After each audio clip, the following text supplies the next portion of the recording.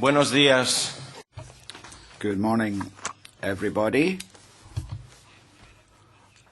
I'd like to start by announcing that our experts this morning have very kindly agreed to try to confine their speeches, keep their speeches reasonably short so that we have at least 10 minutes left over for questions from the floor. That's very helpful. And we'll go straight on to the topics on today's agenda. After a very fruitful day yesterday in which we heard the political authorities, the representatives of the French-speaking world, representatives of the European institutions, and the heads of interpreting departments in various international organisations who spoke to us about the reasons for multilingualism and of the need to train new generations of language specialists, and in particular, of course, conference interpreters, so that we can continue to maintain multilingualism in the future. So today we will turn to the world of research and academia. And we will start by taking a step into the fascinating world of new technologies, and subsequently, with Professor Weibel's kind permission, we will come on to the most perfect example of that we have, and that is our brain. So, without further ado, let me give the floor to Dr. Weibel, who is a professor at the University of Karlsruhe in Germany, plus Carnegie Mellon University in Pittsburgh in the US. And as some of you will know, he is a leading expert on the world stage in machine interpretation. So we'll give him the floor without further ado. Thank you very much. Vice President Martinez, Director General Olga Cosmidu, and Director Juan Carlos Jimenez Marin. It's, of course, a wonderful opportunity and a great pleasure to be here and talk to you all. It's just such an impressive crowd and group to be giving this presentation to. We also had last week the chance to visit the Parliament and watch what you are doing here as far as translation is concerned. I'm extremely impressed with the work of the human translators here in this Parliament as they, I apologize, interpreters, as they interpret language and speech into 24 languages of the world. It's an incredible ability to do that, and I speak 5 languages, but I would not be able to do this job for 3 minutes, as the concentration and fluency of the work that these interpreters are doing is a fascinating human ability. So what I will walk you through today is, I preface my talk already with this, is in no means intended to replace, and indeed you will see it will be impossible to replace the work of human interpreters.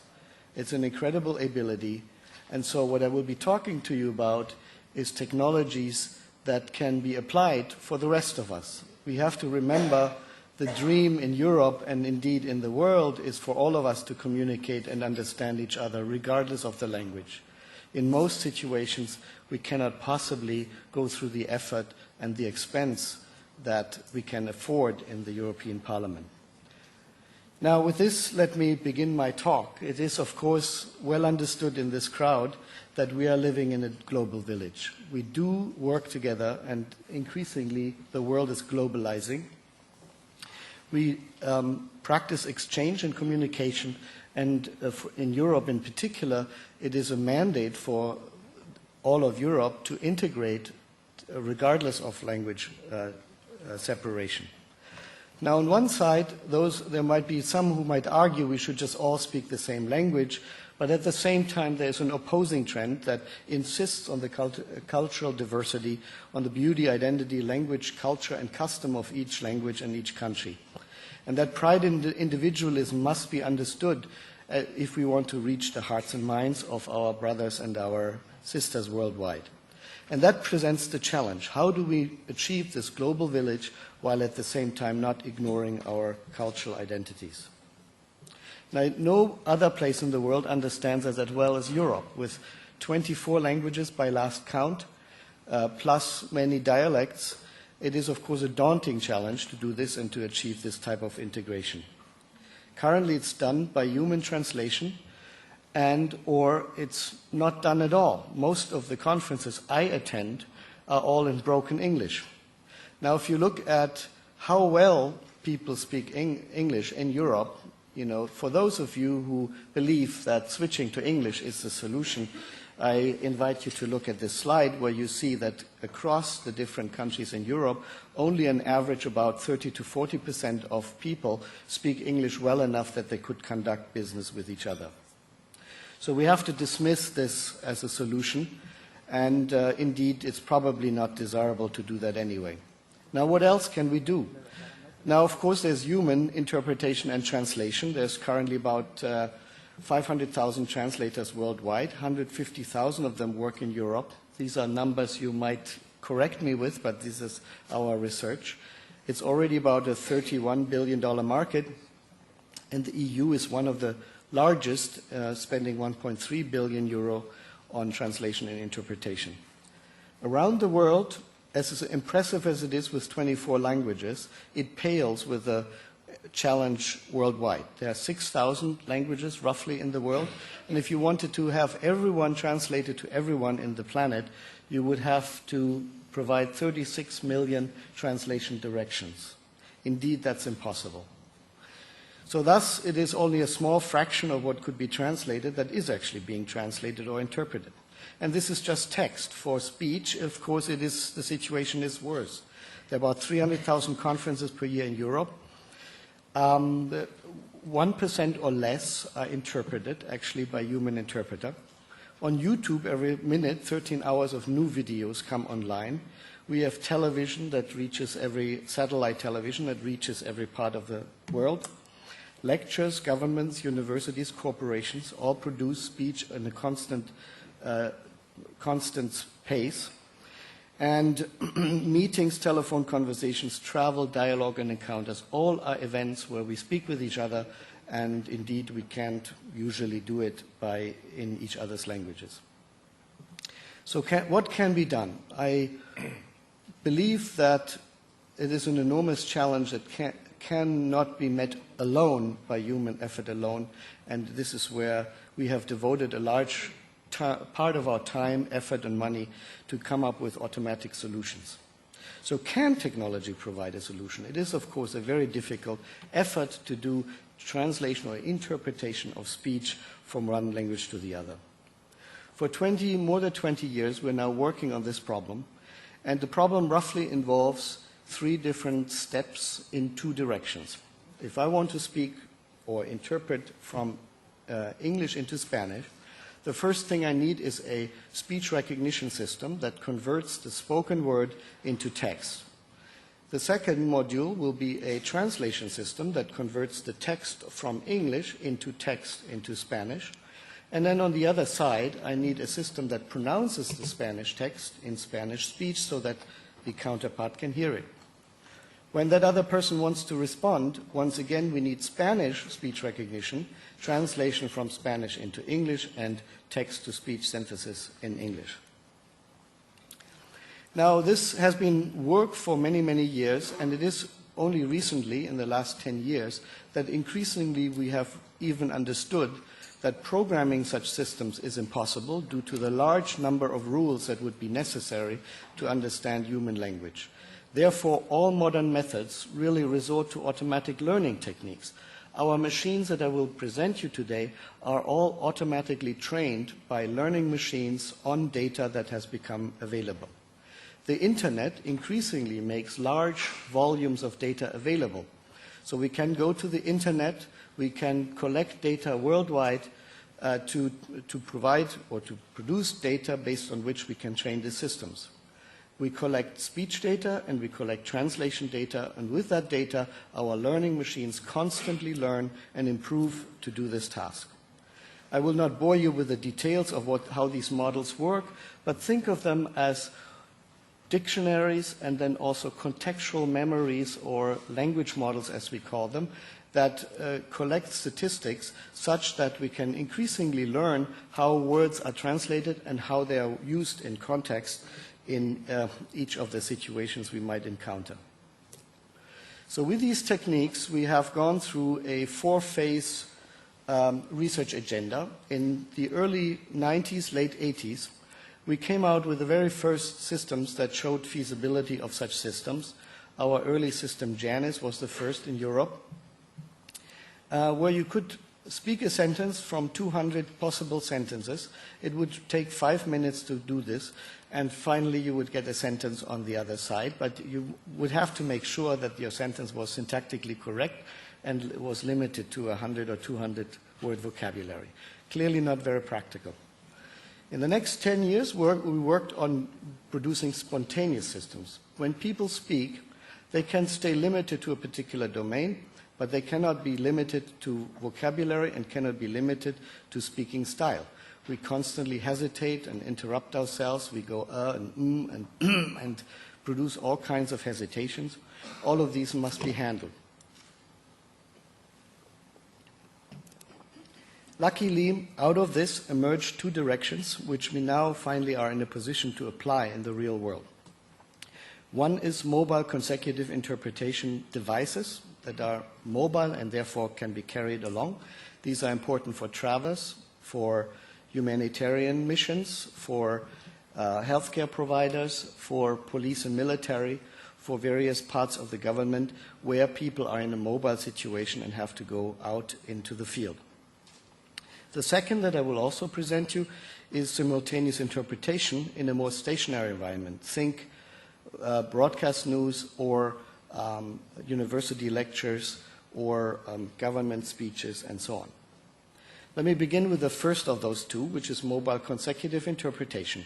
What you want to do is you are in the field somewhere out there and you want to speak your sentence in your language, and you want to have that system translated or interpreted into the other language and then allow the other person to answer in their language and speak back to you.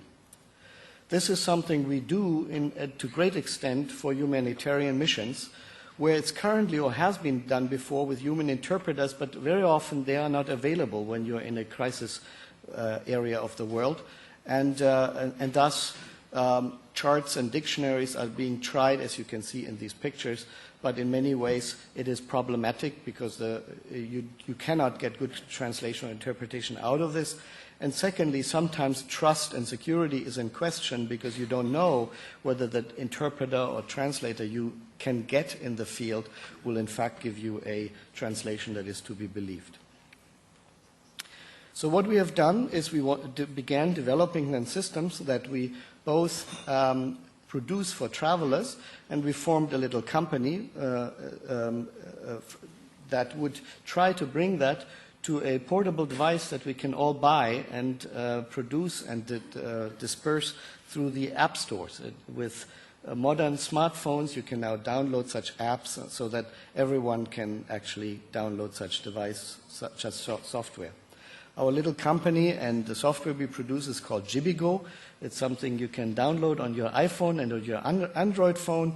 It currently works on 10 languages. We increase it to 15. It has about a 40,000 word vocabulary, and it does not, one of the special things is it does not require the internet. It runs all on the telephone, which is extremely important for healthcare provider, humanitarian providers, military, and so forth, because in the field situation you cannot typically get an internet connection to get a service like that. This is how our system looks like. It's an app that is, as I said, is downloaded on an iPhone or an iPad. You can select the language pair and then you're off to... I took this amazing trip. Now, to preface this, Apple liked this so much that they ran, much to our enjoyment, commercials worldwide in the United States, Canada, Australia, and in Japan. And I'll play you one. I took this amazing trip to Spain after college, and with my iPhone, I checked out hostels before booking them, shared pictures as I went. My mom loved that. And I even downloaded this app, which became my personal translator.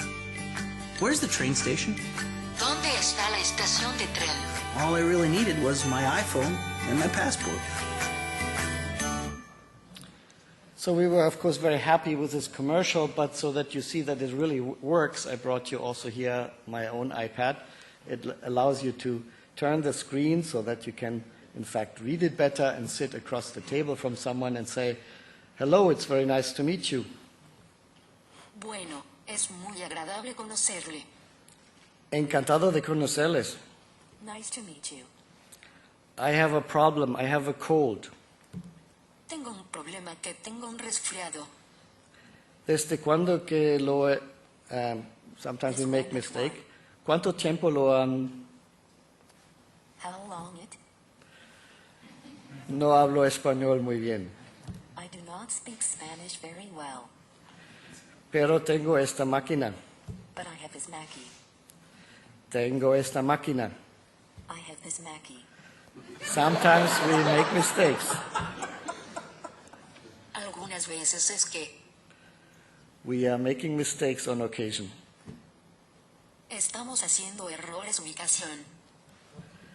With this machine, we can describe our problems. Viene esta máquina que podemos describir problemas.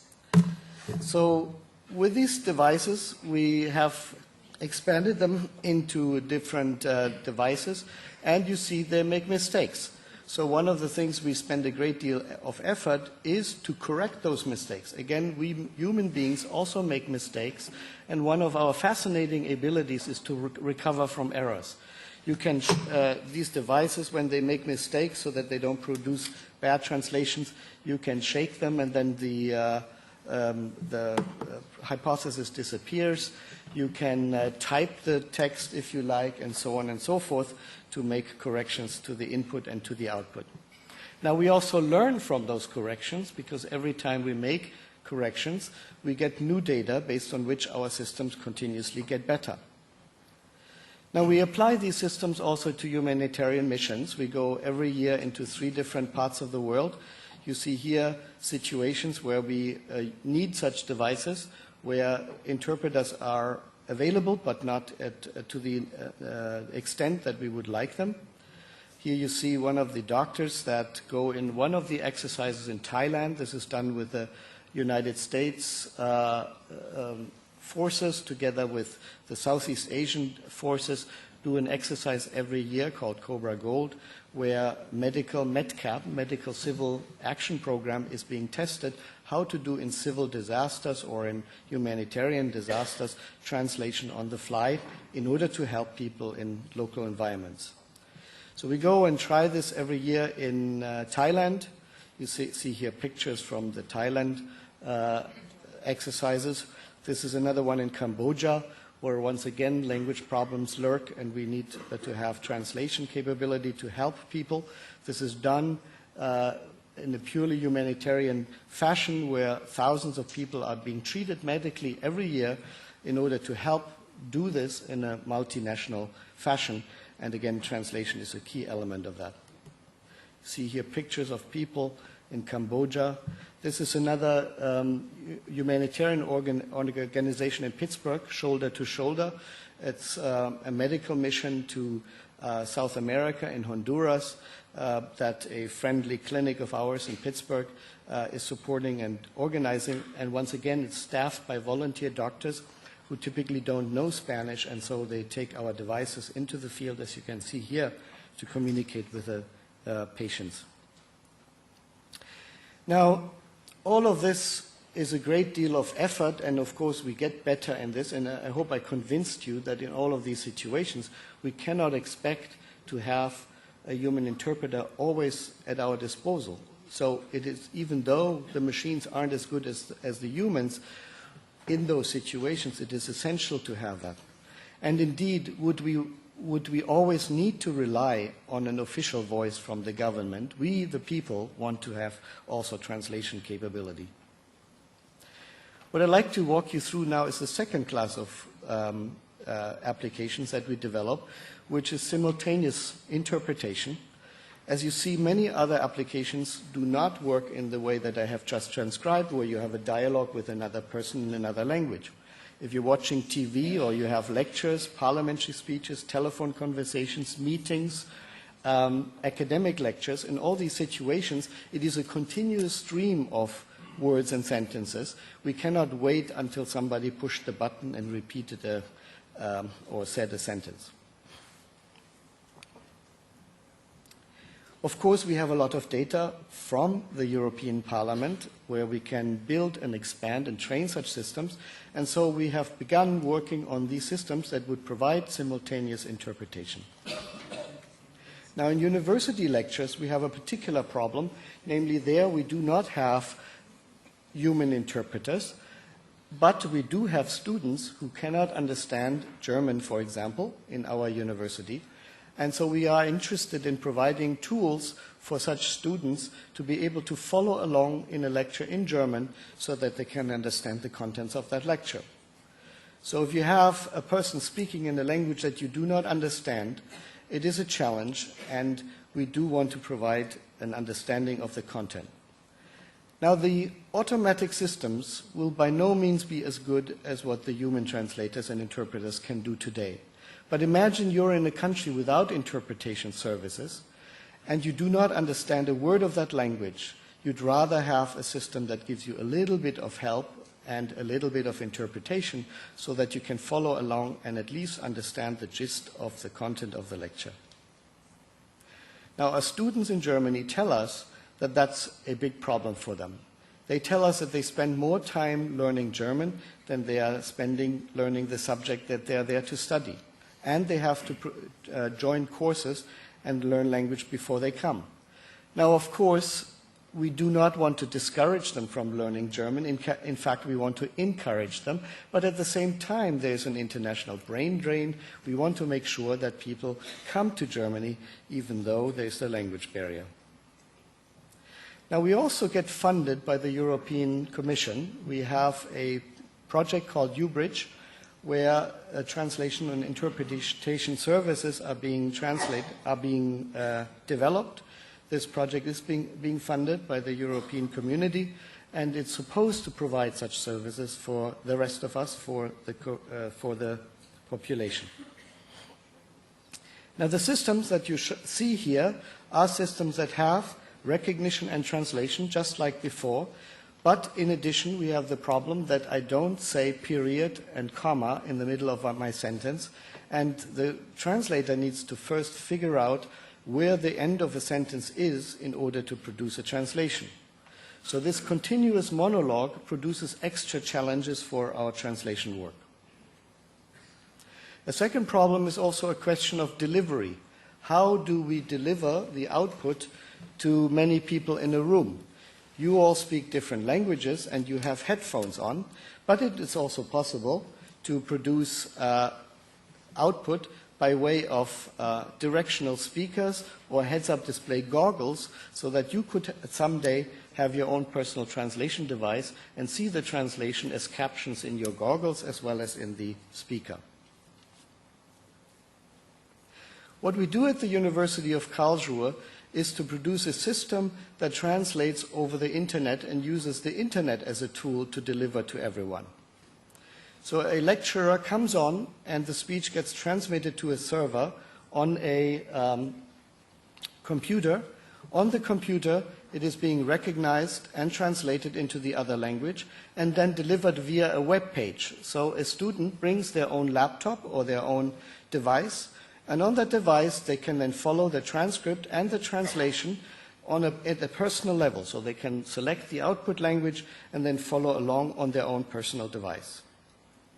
This is done by way of servers that we install under the project and then can provide such translation and interpretation service in multiple languages.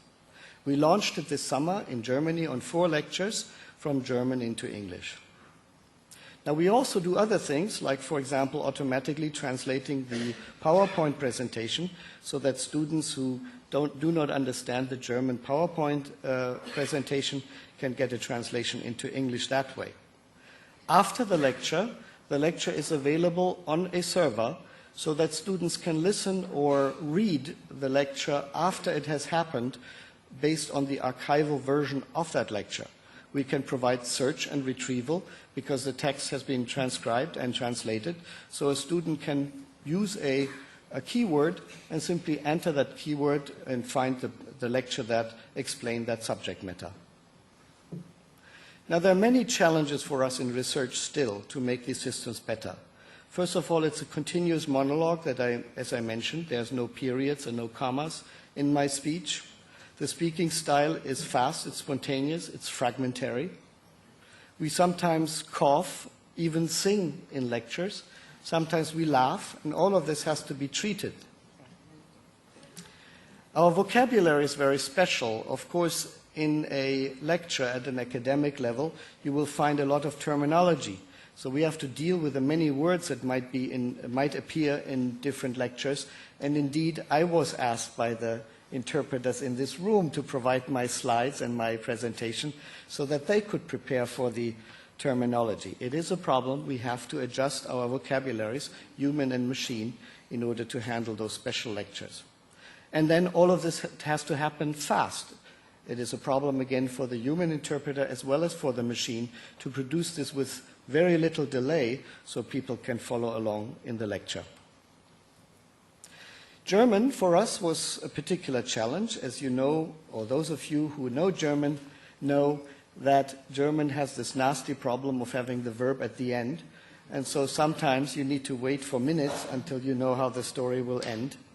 We have the endings in German to account for, and we have these awfully long compound nouns in German which have to be decomposed and treated. So word recognition error rate, which is 4 words in English, is 1 word in German.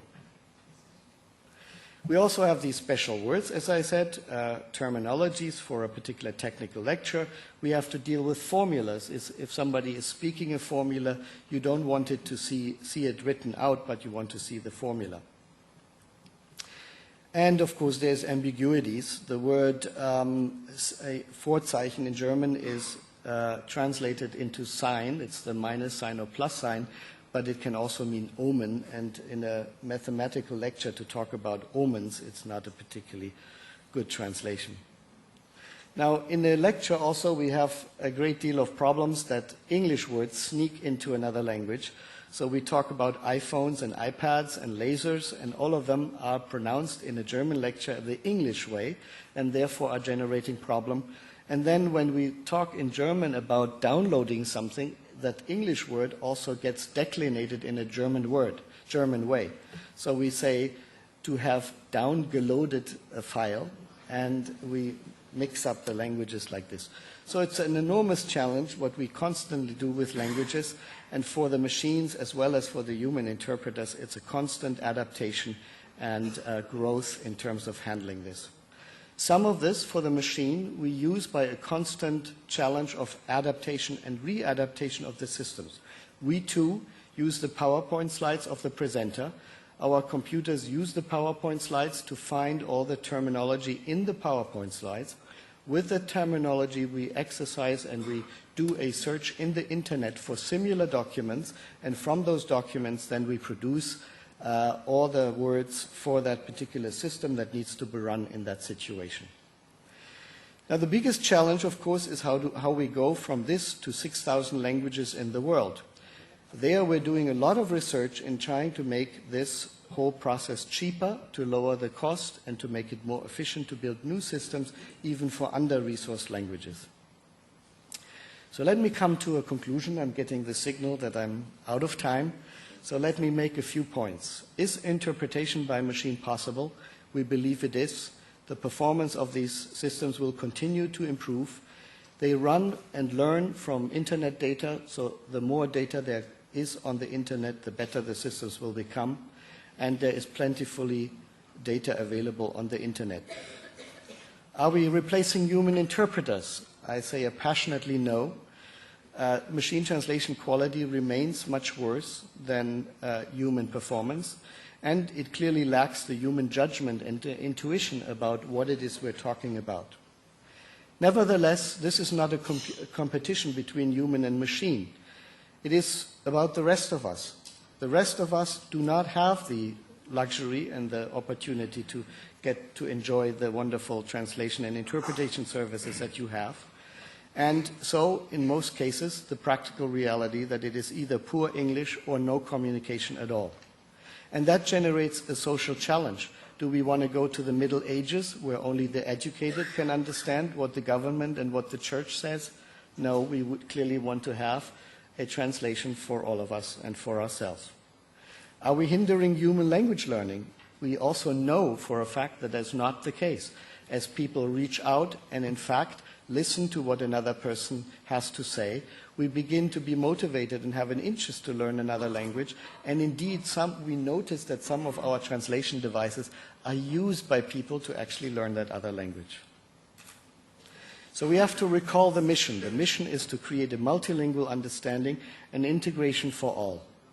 We need to maintain and nurture language diversity and our cultural heritage. And Europe must provide for its own effective support.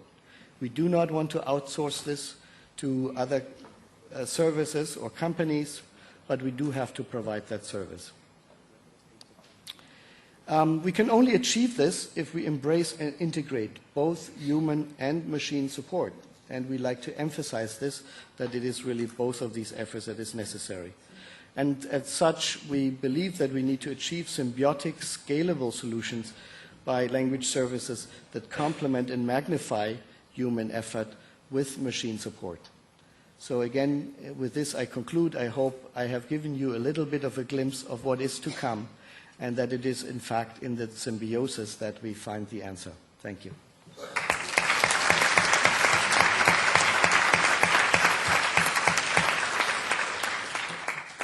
Muchísimas gracias, Dr. Thank you very much indeed, Dr. Weibel. Now, let me first say that the Vice President apologises, but unfortunately had to leave. He couldn't spend any more time with us. So now you have the floor if you wish to ask a question or make a comment. And hopefully the Amaki, as it was called in Spanish, is working. Perhaps it'll be able to translate your questions. Anyway, this is the time if you want to speak.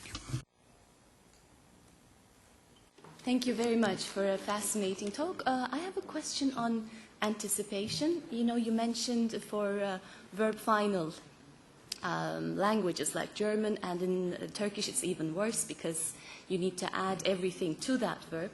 Did I get it correctly? You said 1 word for German and 4 words for English. Can you expand a little on that? Yes, that's the compounding problem. And in German, we generate these long words. You know, the famous joke is the Donau-Dampfschifffahrtsgesellschaftskapitän, which is the captain of the company that operates ships on the Donau River. It's all one word in German. And for those of you who know German, you know what a challenge it is, because it is also declinated inside, so we have to actually decompose it and then figure out what the translation is in the other language. Now, Turkish, of course, has a very rich morphology, so it is a gigantic problem. We do this with morphemic analyzers that decompose the words, or indeed phrases. In Japanese we have that, in Russian we have that. So where the entire phrases have to be decomposed into their morphemes, then we have to translate them and try to put them together on the other side. So is it the text comes first? Speech to text, and then it decomposes and then recomposes. Yes, right? It doesn't really anticipate like human interpreters do. Well, let me say it like this. Yes, in fact, I think we're putting two issues together. The anticipation of the verb is a gigantic problem in German, because if I say, I register for the conference that takes place next week, blah, blah, blah. It says, ich melde mich zu der Konferenz, blah, blah, blah, blah, blah, blah, blah, blah, blah. And whether you registered or canceled your registration is only clear 5 minutes later when the prefix comes, you know. It's anmelden or abmelden. So I melde ab or I melde an.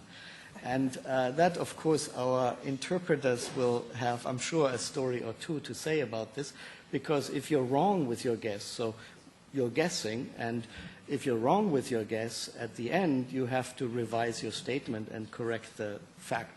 And this is indeed an ability that human interpreters have by understanding the content and then correcting the mistake later on.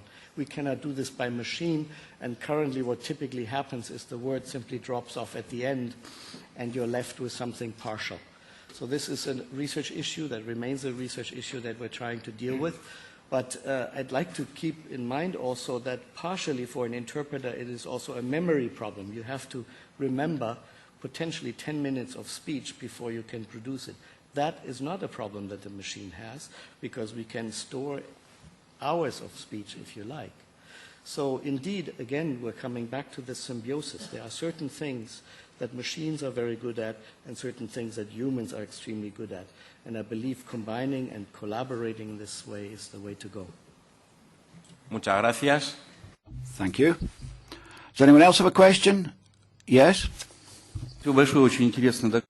Thank you very much. It was a very interesting report, and this is an inevitable development in translation and interpreting, looking at the international processes underway.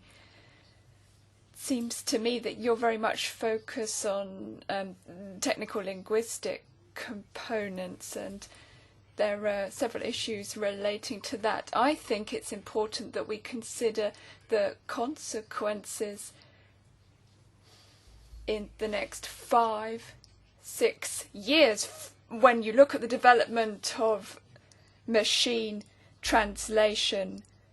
I thought it was very interesting what you said in the conclusion relating to the motivation of people to study foreign languages. And I think the risk here is that you generate an illusion that it's easy to learn languages.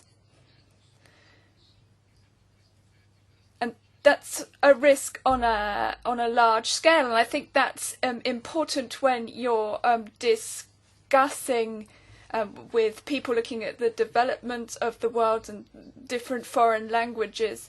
So when we're talking about the development of machine translation, we need to talk about what could be the harmonizing tendencies, looking at the mass scale and encouraging people to learn foreign languages.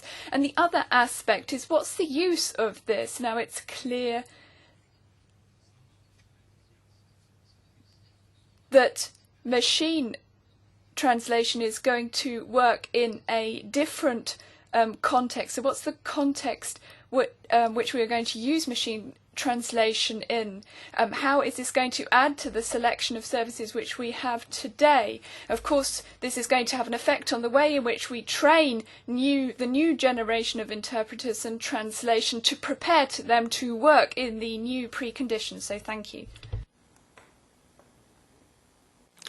Yeah, I agree. I think I agree fully with your comment, first of all. I think the opportunity is clearly interpreters for those situations where it is affordable and practical will continue just as before, because they do a better job, they have a better understanding of the content and the meaning of what is being said. Our machines translate in a rather mechanical way, as you have seen, and they will make mistakes in this way. So they will not be as good, and particularly when the fine word, the detail, the nuance is essential. It is, of course, better done by humans, because humans understand what you're trying to do. They understand the content. And I think there's a great deal of diplomacy and assistance functions, for example. Our human interpreters, even in these humanitarian missions, if a human interpreter there is, people prefer it. Why? Because the human interpreter doesn't function only to interpret, but also as an assistant to understand the culture, to relate the two people to each other, and so on. So human ability is so much broader than what we can do by machines. And if I had to place my bets into how to train in the future, this is where I would go. High quality, and to see this in the context of the entire mission and the entire work that is being done. Now, for routine things, your morning newspaper and TV and things like that, where it's clearly not affordable to do this on a daily basis by human interpretation. In our universities, if I told our president that we wanted to have 10 human interpretations for every lecture, they would laugh me out of their office. It's impossible to do. And so in this sense, it generates an opportunity for the rest of us, for those of us to even understand, to get a glimpse of what is being said. And back to the learning question also, we do not believe that it actually eliminates language learning. You learn a language when you're interested in someone's culture. And you learn when you get interested in someone's culture if you go there. So if you don't understand, you don't go, because it's frightening to be in another place where you don't understand the language. So if you communicate and you understand, and we have evidence that that is actually happening, when people go with devices into a country and they understand a little bit about people, they begin being interested in learning about their culture and their language. And this is what we hope to achieve. Elisabeth Krohn de Arte. Je vais m'exprimer en français. I'll speak French. Spoken language is very different from written language. There's emphasis, there is the music of a sentence. I interpret a lot from German. So, you know, you could talk about the intonation used in a spoken sentence to determine whether or not there's going to be a negation at the end. And you don't seem to take any account of that. You're doing all this translation as if it were a written text, carefully drafted. Perhaps that's where the solution might be found, in that other dimension. So a very good point. And first of all, just to even make you aware of a problem that is even more trivial than this, is the hesitations are one of those things that we for machines find excruciatingly difficult, and no human has difficulty. If I recorded your telephone conversations with your family and tried to transcribe them, you would were to read that transcript with zero error, perfectly correct, you would think that people were drunk who produced this, because it is full of stutterers, repetitions, false starts, and so on. And in our minds, we filter this immediately, and it doesn't even appear. So producing readable text is actually an enormous problem. Now, that said, on top of it is just like what you said, the enunciation, the pronunciation, the melody of the sentence that generates additional challenges. We use a little bit of this, for example, to find places where the periods should go and to get some sentence structure into it. But that is indeed another problem, another layer and level of complexity that we are doing research on, but by no means are finished with. In other words, how do you get the nuance and the emotion of a sentence? How do you get the drama in a lecture and a presentation, right? We're not there yet. So again, view all of this as a mechanical way of producing a tool for the rest of us to get the gist, to get the idea, even though we really don't get the drama and the full impact of human speech.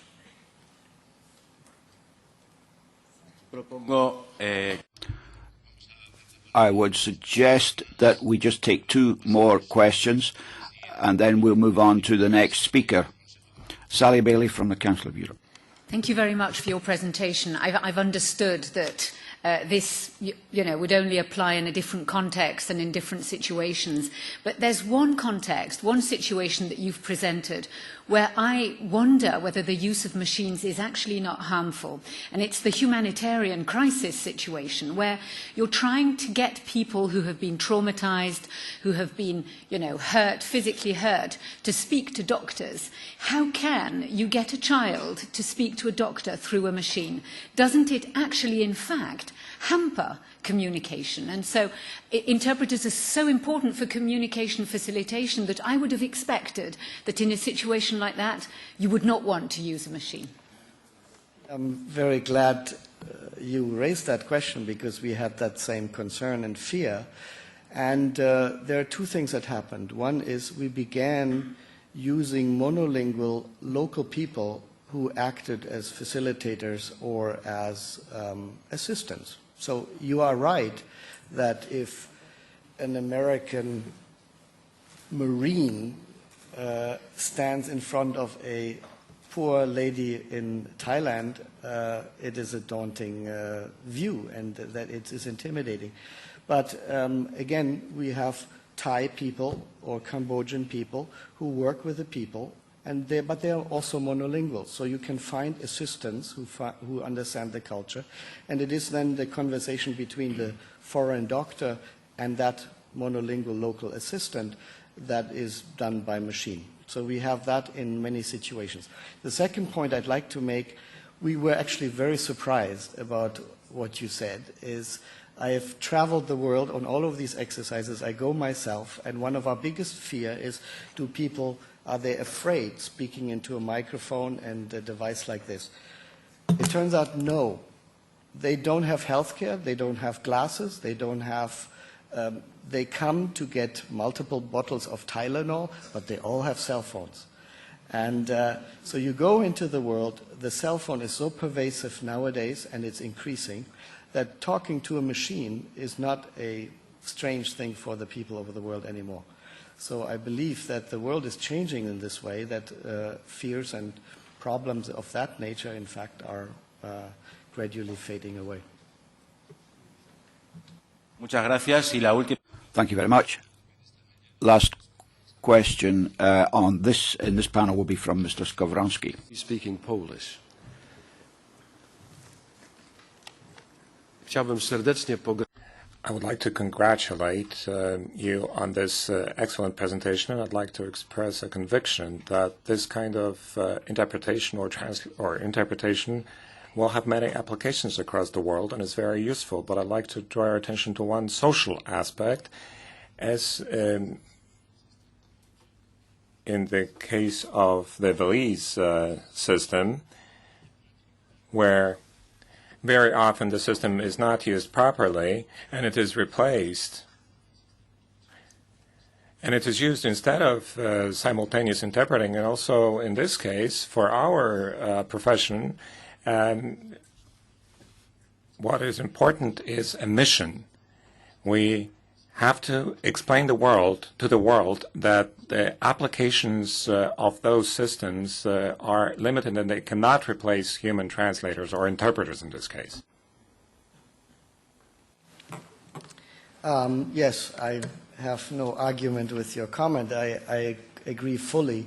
And we make that point all the time. I made it in this presentation. It only leads to disappointment if we believe and we transmit and give the idea that all the technical problems are solved and that it will generate a perfect understanding.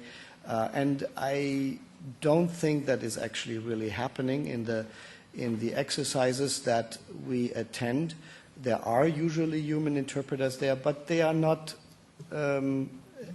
large enough in number. So in some of the pictures you saw in these exercises, there are usually something like 5 or 10 interpreters part of the group, and they're doing that. Some of them are hired locally. They're not nearly as expert as what you do here, so you might have even issues with the quality of their interpretation. Nevertheless, the human doctors prefer them because of their cultural understanding and their whole integration of all of that.